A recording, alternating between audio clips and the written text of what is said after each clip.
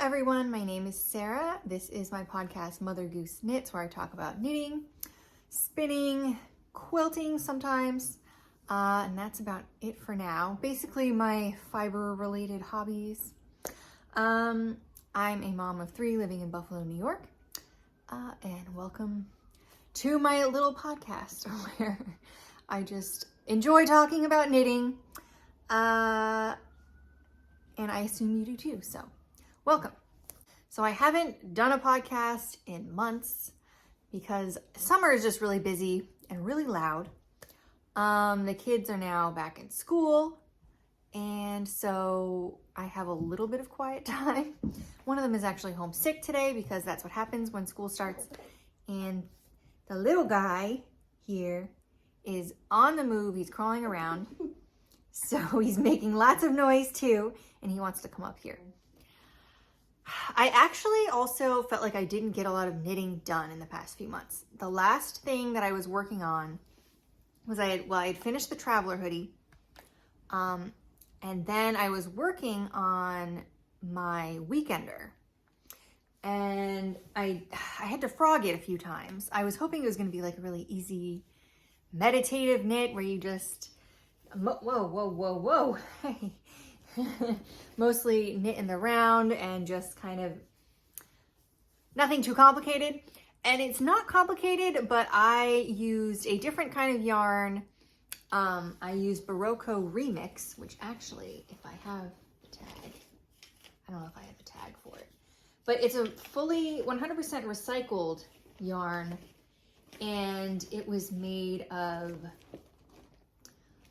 nylon and silk and linen and cotton and I think some polyester too. I'm not sure. But it's very like a plant-based fiber. Almost, I mean, I think it was mostly nylon. I don't know. I can't remember. Barocco Remix. It's a really nice like tweedy recycled fiber that it has a lot of really nice colors.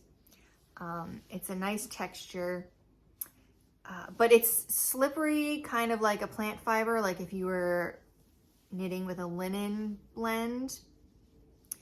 And because it was slippery, it doesn't stretch.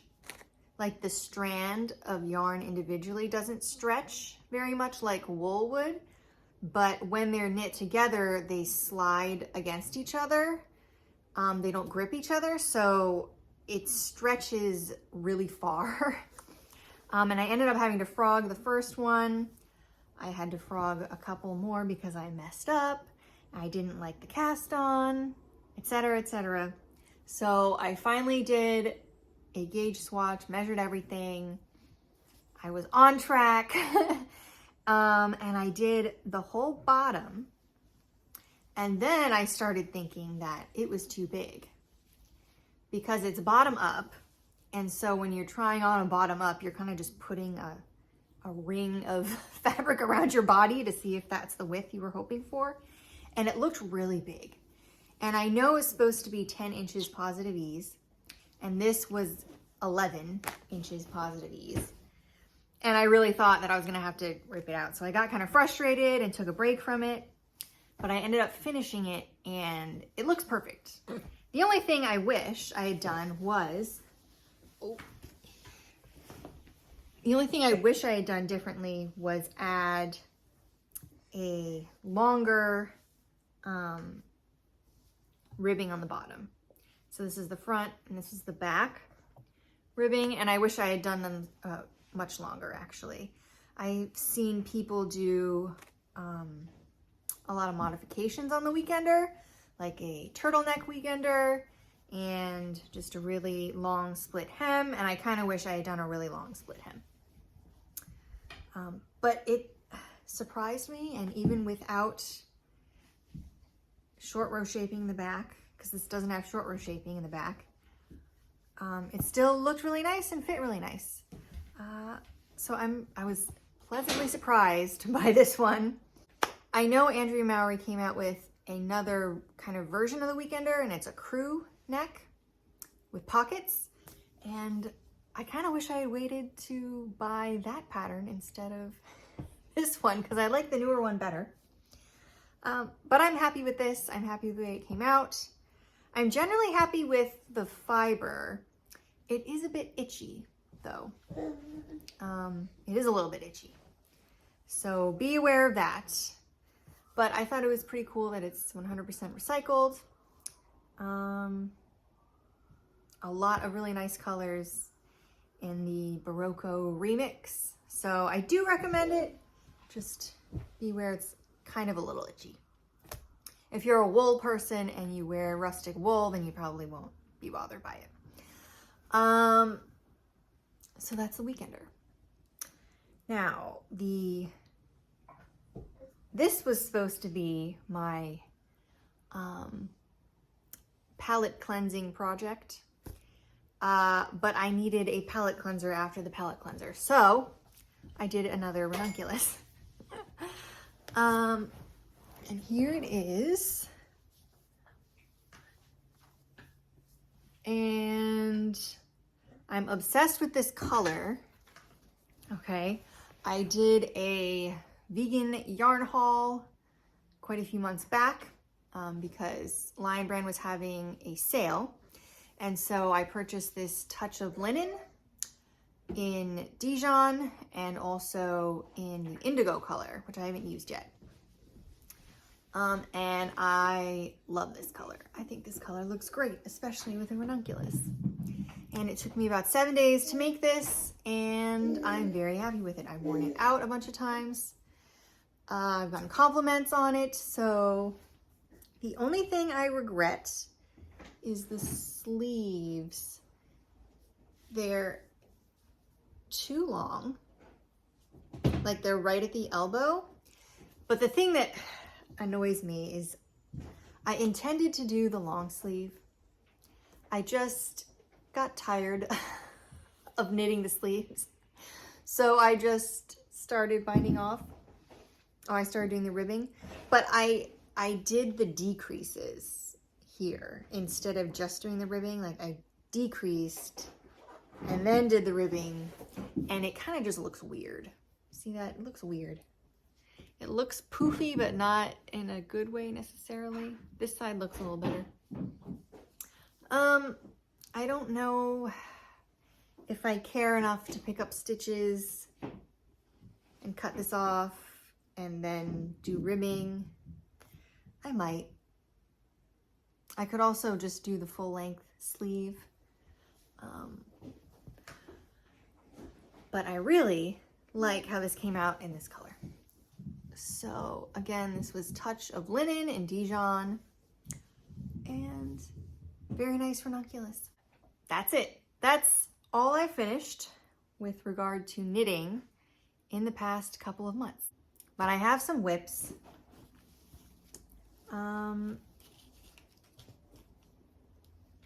Right here, I have Halloo, which is by Caitlin Hunter of Boyland Knitworks.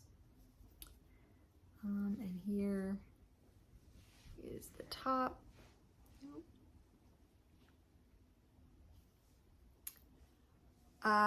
This is the yoke. I'm taking forever to get through the yoke. Now, to be honest, this was kind of a variation pattern on her Easy V sweater. This was the textured like lace version of that, I think. And I'm using Feels Like Alpaca by Lion Brand, which was another yarn that I got on my little vegan yarn haul. And I don't know how I feel about this one. I don't know how I feel about it. The yarn is not fun to knit with, but I'm also not sure if I don't like knitting with it because I'm doing lace work or if it's because I don't actually like the fiber. It's 100% acrylic. And I have since decided to start using animal fiber. But I still want to use what I have. And this is kind of a nice, I guess, a premium acrylic according to Lion Brand. It's got this nice, it's like got faux, is that supposed to look like guard hairs or something? They try and make it look realistic, I suppose. It does not feel like actual alpaca. But I love the color and I wanted to try it with this pattern. I really don't like doing lace work. All it is yarn overs and slip knits and knit two together. And there's some bobbles in here. But for some reason, it's exhausting to do like one round. I'm just like, I don't know. It's annoying to me. So I'm going to keep going. I'm going to get through the yoke and then I'll see what it feels like when I am just sort of knitting in the round. And if I still dislike knitting with the fiber, maybe I'll put it on some waste yarn and then buy some wool or something more similar to what the pattern calls for. Try it with that and see how I feel about it. If that makes sense. But I would really like it in this sort of, this is a rust, but I really want it in like a deep, fiery, pumpkin-y orange. But that's Halloo by Caitlin Hunter. And then I'm working on a self-drafted pattern. Now I had to frog this. I kind of did the entire yoke and ended up having to frog it because it's self-drafted. So obviously it's not going to be perfect the first time. I actually purchased a couple of books. I purchased a Stitch Dictionary, the Vogue Knitting Stitch Dictionary. And then I purchased Knitting from the Top Down by Barbara Walker. And I've been using that book to kind of knit myself a raglan cardigan. And as my very first animal fiber purchase, I purchased Plutilopi in the color Frost Grass. I know this is very itchy, so this is an outerwear garment for sure, but I've only got here, and I'm doing a moss stitch. Ooh, itchy. I'm doing a moss stitch / seed stitch. I think it goes both. It goes by both names, but I'm choosing to call it a moss stitch because the color is mossy. So again, that's Frost Grass and Plutilopi, which is an unspun Lopi yarn. And I've been holding 2 strands together for that. And yeah, it's definitely rustic, a little bit itchy. I haven't gotten far on this because I don't want to knit on it in bed, because sometimes the fibers come off in the bed and I don't want want my nose to itch. I don't want to like breathe in the fibers while I'm sleeping. So I think that's why it's taking a little bit longer. And the Knitting from the Top book is very helpful. I got the idea to buy that from Andrea Mowry. She does her Q&As weekly and she recommends that book often. So I have found it really easy to read, really easy to understand. Yeah, and so it's been fun to do that. Oh, I'm also working on Camisole number 4 by My Favorite Things Knitwear, but that's in the car. That is now my official pick up and drop off knit. So I have time in between picking up preschool and elementary school, so I can sit and knit in the car or bring it up to the bus stop, wherever I'm waiting. Hi, this mischievous man. Hi, I see you. Do you want to come up here again? Yeah. I'll let you play with the remote. Come here. Come here. So I'm really hoping I can get that tank top done before winter. I started it in spring, I think, and it's just something about knitting with fingering weight is just, it's driving me crazy. It feels like it never moves along. So I got discouraged. Maybe I got burned out. I don't know. Or maybe I have taken up a new hobby that is taking over my brain. I think that's probably what's happening, is that I've started spinning. During Tour de Fleece, I learned how to draft and use my spinning wheel. I did all the troubleshooting because my wheel is old. So I did all the DIY fix-its, and I'm now spinning yarn, and I'm very excited about it. So I think maybe that's why I haven't been up on the actual knitting, because I've been busy making all the yarn to knit with. And so let's move on to spinning. I have my Tour de Fleece trophy, which is here.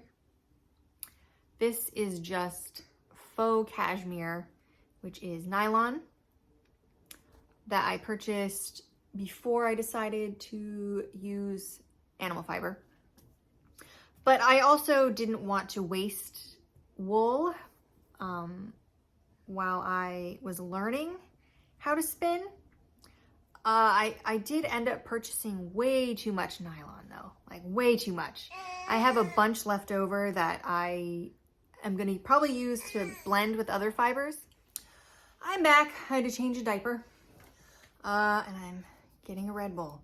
I know this is like a knitting podcast and I should be drinking tea or coffee, but I'm going to drink a Red Bull.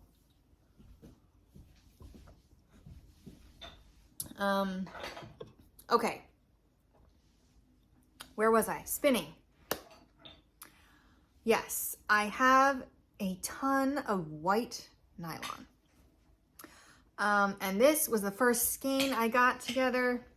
It's lumpy and bumpy, but I'm very proud of it. And after doing the white, I was really, well, actually, let me talk about that. Because when I first did the spinning, I only had one bobbin, so I was putting the ply that I had on toilet paper rolls. And then I tried to ply off the toilet paper rolls. Or no, okay. Let's back up. Okay.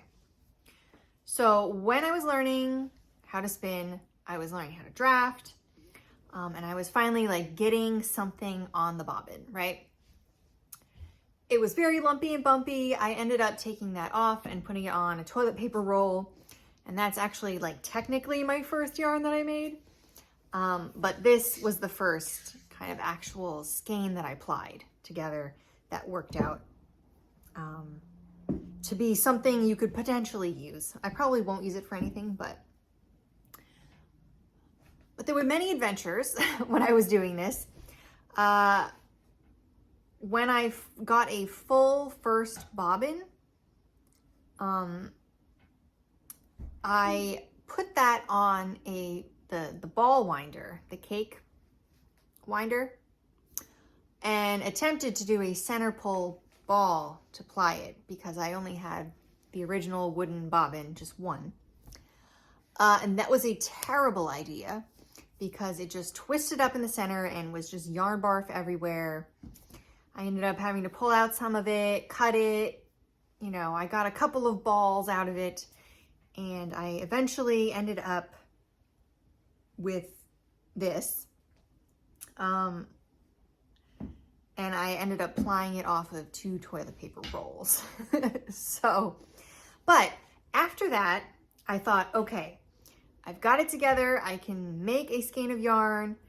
I'm gonna go ahead and purchase some 3D printed bobbins. Because Blue Cat Bobbin on Etsy will make bobbins specifically for your antique wheels that are to the specifications you send of the measurements. So I ended up buying 3 of those.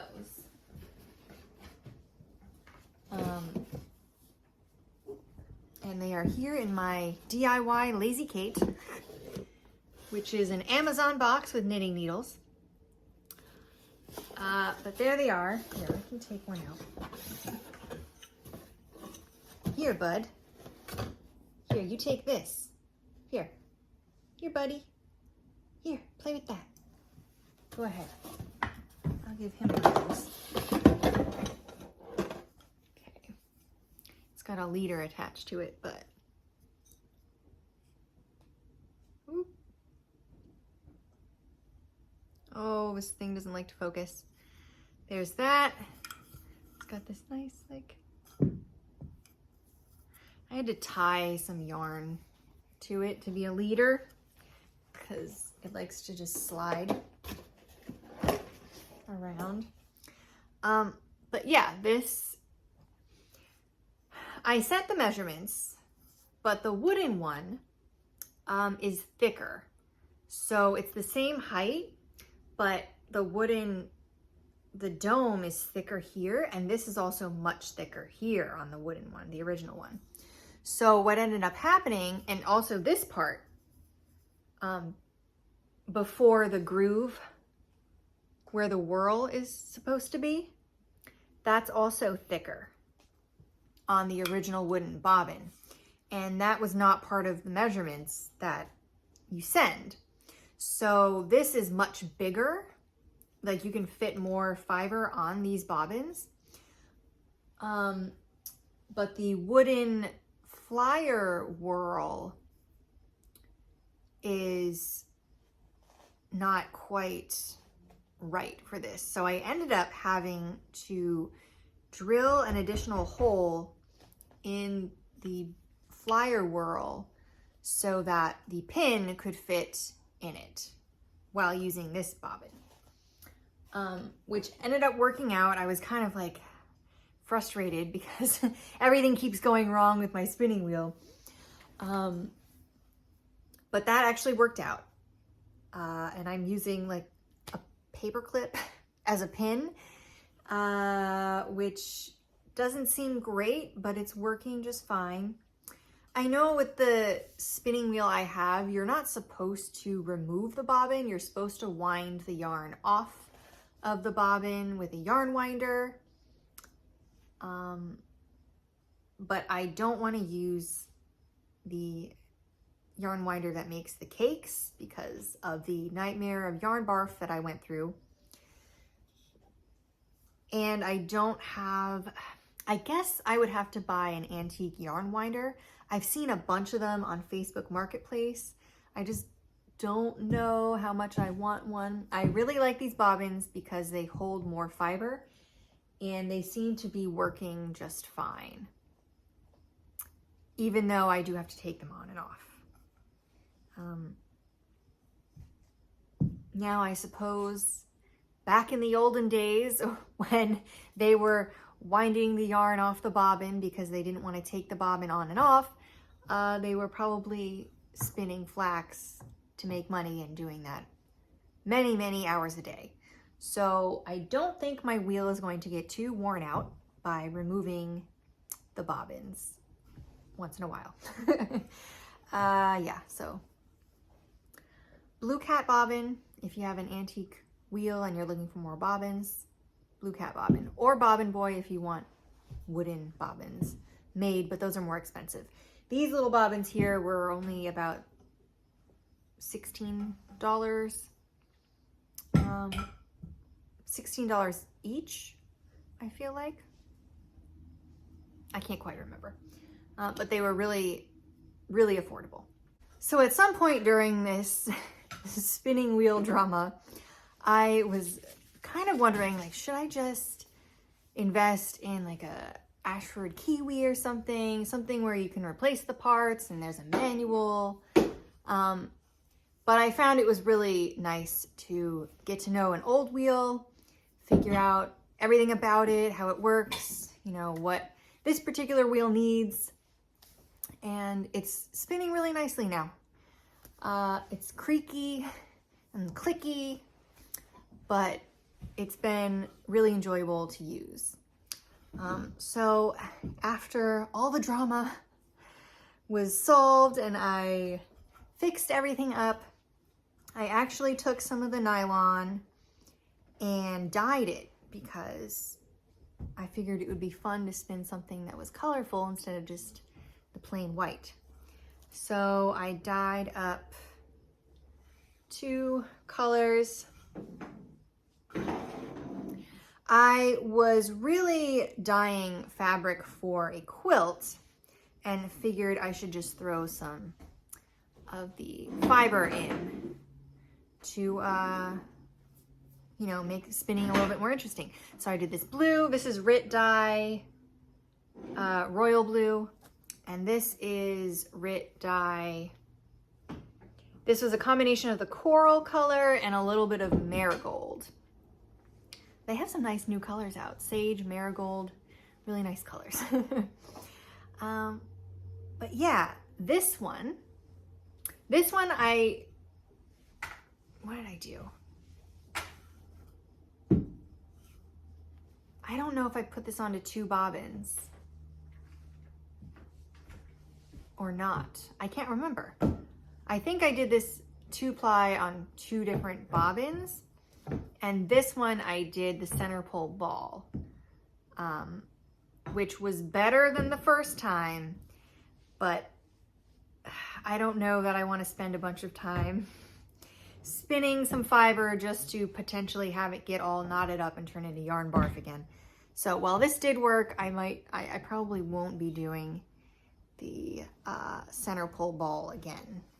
It does also mess with the twist a little bit because the outside of the ball and the inside of the ball are 2 different diameters. So the twist changes a little bit. I might try and learn how to chain ply, and I think that might be helpful. There was also a little technique by Fiber Love Diary. I don't know if she came up with it or not. She's on YouTube, and she calls it the turkey hand technique, where it's basically a center pole ball, but you're wrapping the entire ball around your wrist, so you can hold on to the center end and then the outside end on the outside, and you can sort of control it that way, and it won't get all knotted up like in a ball from a yarn winder or ball from a cake. So I might try that too. Yeah. So those were the nylon skeins I did. After that, I decided to treat myself to some Corriedale. And I went ahead and purchased from Busy Bee Fibers on Etsy 1.5 pounds of natural gray Corriedale. And here is all the yarn I spun up with it. So I have 5 skeins. Yay. And it looks like it's about worsted weight. And it's about 502 yards from what I counted. From what I counted on my DIY Nitty Naughty, which my husband helped make for me. He cut the PVC pipe. Yeah, so I believe that's 502 yards about. But I haven't washed it yet, actually. So I might just steam it. But I'm really happy with this. I had so much fun doing this. It was so nice to draft, and it's very satisfying. I'm not sure what I'm gonna make with this. I was hoping to have a sweater quantity, and I don't. I have about half a sweater's quantity of this. So I was debating on doing the Boneyard shawl, but I also kind of want to try doing the Hokkaido sweater. They're both free patterns. And they're simple patterns, and I thought that it would be nice to have a simple stockinette, or like a simple stockinette pattern when I'm using my first hand spun, which is fairly uneven. Oh God, sorry. Mister, can you not? There you go. There you go. Go that way. I'm letting the little guy play with one of the bobbins and he's rolling it around everywhere. Okay. So yeah, I was thinking something simple, stockinette. That way, you know, the unevenness of the yarn won't take away from, you know, design elements in a pattern. And yeah, I think I might do a shawl. I think you'd be better off with a shawl for this stuff. Not quite sure though. Still kind of deciding. Red Bull break. I finished the Corriedale and then ended up getting this. So I've been good. I haven't purchased a bunch of fiber before I finished spinning the fiber I had, with the exception of the nylon, I guess. But the nylon I'm gonna use to blend with other fibers. I'm gonna talk about that later. But this, Pumpkin Patch by Friends and Fiber. This is Blueface Leicester, and it's in these nice green, orange, and yellow colors. This is self-striping, and I've started spinning this today. I bought 2 of these packs, so I have 8 ounces in total, and I am doing a fractal spin. So I just split the first one of these in half lengthwise, and then I split one of those halves in 2 lengthwise.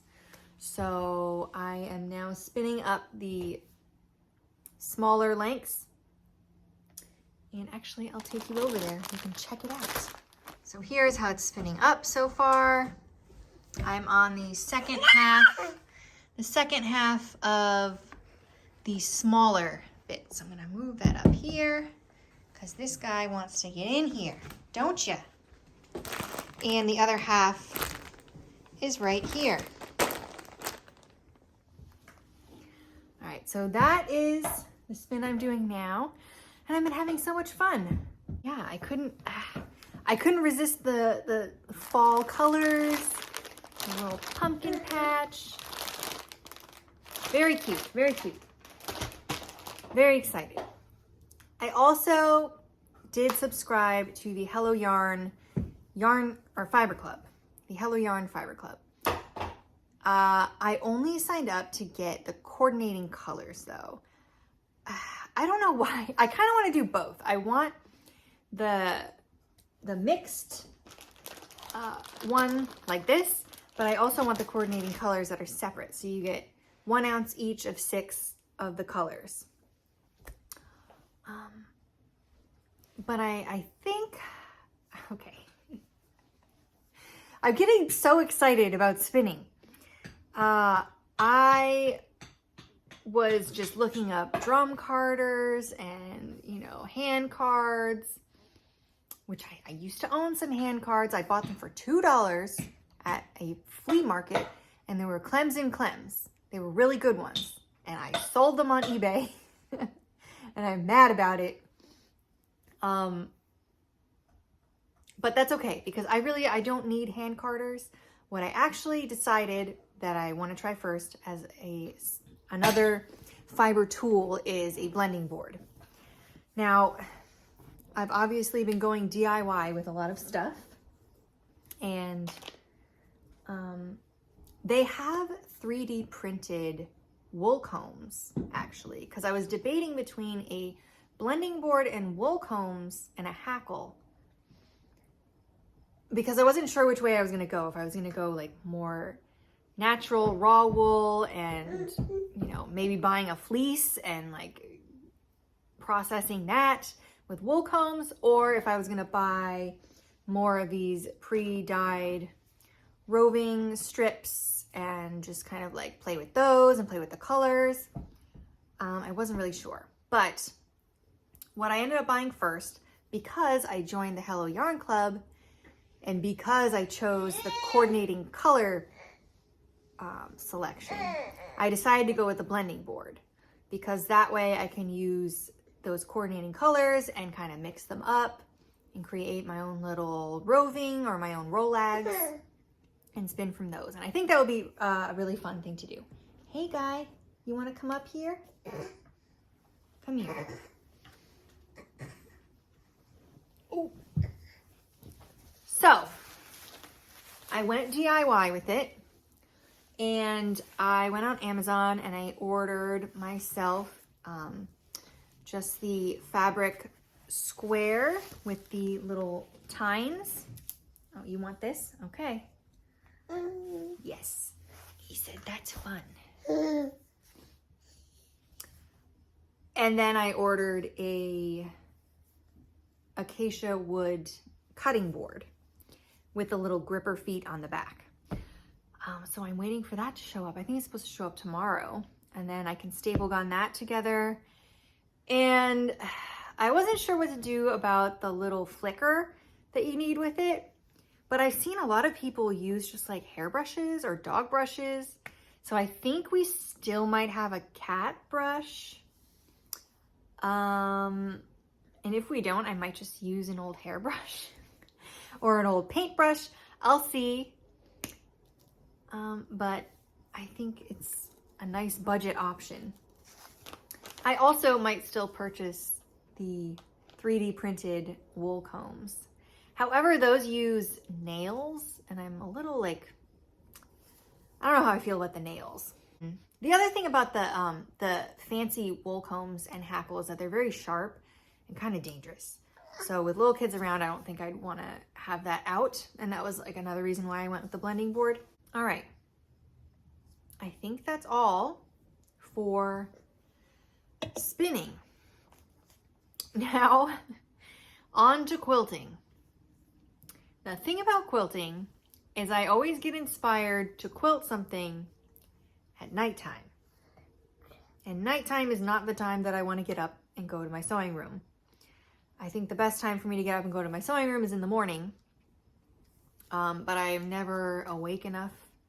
I kind of just want to like sit and have my coffee and knit something and watch something on YouTube and like wake up. And at nighttime is when I'll be perusing Pinterest or Instagram, looking at everybody's beautiful quilts and thinking like, oh man, I gotta make one of those, you know? Oh. Whoa.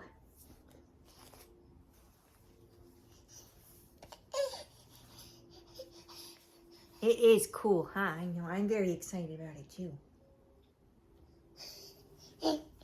Yes, it's called a Nitty Knotty. It's very fun.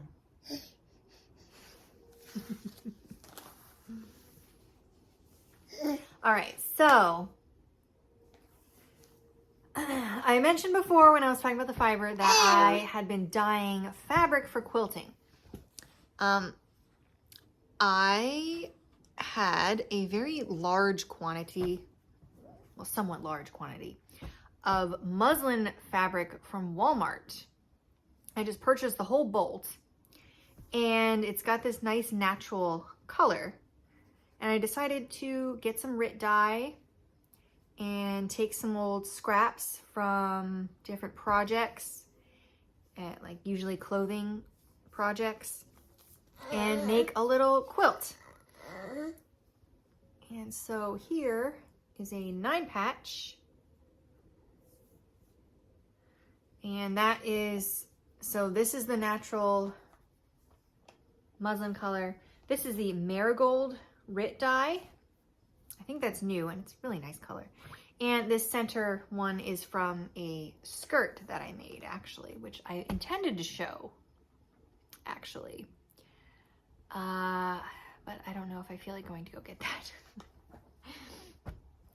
But I did a bunch of 9-patch squares, and I don't have a particular pattern. The thing about quilting that I dislike is the pre-cutting, like cutting everything beforehand, making sure you got like 72 2.5-inch squares, and then you have that 56 4.5-inch by 2.5-inch rectangles and all these things, and it's just like, you're real tired of that. So I thought, hey, I'll just do 2.5-inch strips, and I'll chop them up and make little 9 patches. And I only did these 2 colors so far, this marigold and the orange. But I did a sage green. I dyed some coral, but I didn't like that combination, the coral with this combination of colors. And I also did the royal blue. And those all are looking really nice. And then I had a kind of brown from a garment sewing project that I used scraps of, and this plaid kind of orange linen look fabric. And so I think I'm debating if I'm just going to do the 9 patches and then have a natural color muslin square in between each one, or if I'm going to do a sawtooth star in between each one. I'm just going to slowly go with it, see where it takes me. I have no idea how big it's going to be. It would be nice to have like a queen size quilt that I could put on our bed, but I'm not going to go crazy and make any promises. Oh, actually, speaking of that, I'll have to, I don't know if I want to bring it up. Okay, anyway. So, next quilting project. This is the thing, like I can't get to my quilting as often as I would like, but I have 2 projects going at once, not including the actual machine quilting that I have to do to finish up my older quilts that I already have pieced and sandwiched together. So I have a lot of quilts that aren't even done, but this one was time sensitive, okay? Hey, you're causing a lot of destruction right now, huh? Do you want the remote? There, he likes remotes. So my time sensitive quilt was actually the Mystery Boo Crew quilt along kit that I purchased last year for Halloween. Now, last year I was pregnant. I was tired. I had to lay down a lot. So I didn't get to this, and I wanted to get to it this year. And so far I have 3 blocks finished. I have here, if you can see, that is a witch hat. I have a candlestick. Ooh, I gotta hide my face. And I have a witch's broom. So that is, ooh, that's the witch's broom. Fabric collection, it was called Too Cute to Spook by me and my sister for Moda Fabrics. Hopefully I will get it done before Halloween this year. And I think this one is going to be small enough where I could really easily quilt it on my machine. It's the bigger quilts that are really annoying to do on a garment sewing machine. They just don't fit very well. You have to maneuver so much. But I think this one is a small quilt that I think is intended to hang up on a wall as a decoration. So that shouldn't be too difficult. But I have a quilting acquisition. I found it at a thrift store. I just walked in and I found a what do you call it? A quilter's hoop. It's like an embroidery hoop, but it's giant, and it's for you to put your quilt in, and it comes with a stand that sits on the floor, and it was in the thrift shop, and I was like, wow, well, that's cool. I had seen quilting racks, like big racks, but I had never really seen, actually, I've seen a quilting hoop before at Joann's, but this one was a little bit bigger, and it came with a floor stand. And it was all wooden, and I was kind of excited to find that. So I actually probably won't take you to see that. It's pretty standard, I guess. You can find them on Amazon for like 40 bucks. But I was really happy to find one, just out and about shopping. So I think that'll be nice because I'm hoping for my bigger quilts that I can do some hand quilting.